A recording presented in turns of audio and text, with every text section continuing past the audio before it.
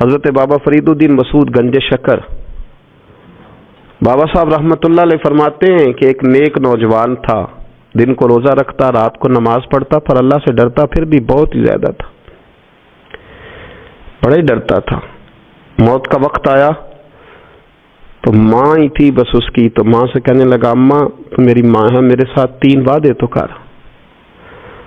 اس نے کہا پتر تو بتا،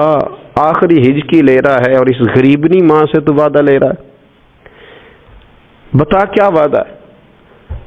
تو عرض کرنے لگا اماں جب میں مر جاؤں نا تو میرے گلے میں رسی ڈال کے تو مجھے گھمانا گھر کے صحن میں، اور لوگوں کو کہنا جو رب کی نافرمانی کرے اس کا یہی حال ہوتا ہے۔ یہ اعلان کرنا جو اللہ کے نافرمان ہوں ان کا یہی اشر کیا جانا چاہیے۔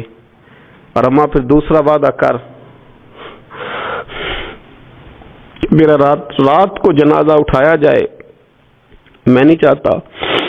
کہ کسی کے منہ سے یہ لفظ نکل جائیں کہ وہ دیکھو اللہ کا نافرمان جا رہا ہے، رات کو میرا جنازہ اٹھانا۔ اور اماں تیسرا میرے ساتھ وعدہ کر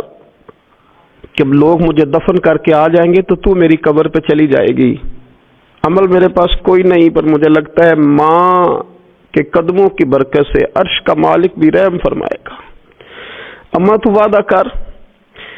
میرے ساتھ وعدہ کر۔ بابا صاحب رحمۃ اللہ علیہ فرمانے لگے کہ بوڑھی ماں نے وعدہ کر لیا، کہا بیٹے ٹھیک ہے، اگر تیری یہی ضد ہے تو میں تیار ہوں۔ پھر اس نے کلمہ شہادت پڑھا، اس نوجوان کی روح پرواز کر گئی، بوڑھی ماں نے رسی منگائی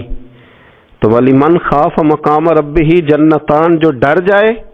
اس نے تو کہا تھا نا کہ رسی ڈال کے گھمانا اور کہنا یہ اللہ کا نافرمان ہے، اس کا یہی اشر ہونا چاہیے تھا، لیکن جب ماں گلے میں رسی ڈالنے لگی تو گھر کے ہر کونے سے آواز آنے لگی، خبردار یہ رب کا دوست ہے، اللہ کے دوستوں کے ساتھ اس طرح کا معاملہ نہ کیا جائے، اسے چھوڑ دیا جائے۔ اور کہا تمہیں کچھ بھی اور کرنے کی ضرورت نہیں ہے، یہ تو رب کا دوست ہے اور رب کی بارگاہ میں حاضر ہو گیا۔ کچھ کوئی بندہ کہے گا کہ یہ تو ایک بابا فرید کا سنایا ہوا واقعہ ہے، سنیے، بخاری میں حدیث ہے، نبی پاک صلی اللہ علیہ وسلم نے فرمایا، حضرت ابو ہریرہ رضی اللہ تعالیٰ عنہ راوی ہیں، حضور فرماتے ایک شخص مرنے لگا تو اپنے بچوں سے کہنے لگا کہ میں جب مر جاؤں تو مجھے جلا دینا، اور پھر میرے جلے ہوئے وجود کو پیس دینا، پھر مجھے ہوا میں اڑا دینا۔ پتر مجھے اڑا دینا، مجھے بڑا ڈر لگتا ہے، اگر رب نے مجھ سے حساب پوچھا تو میں قابل نہیں ہوں، اڑا دینا مجھے ہواؤں میں،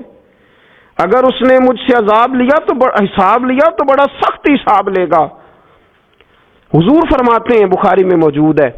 اس کے بچوں نے اسی طرح کیا،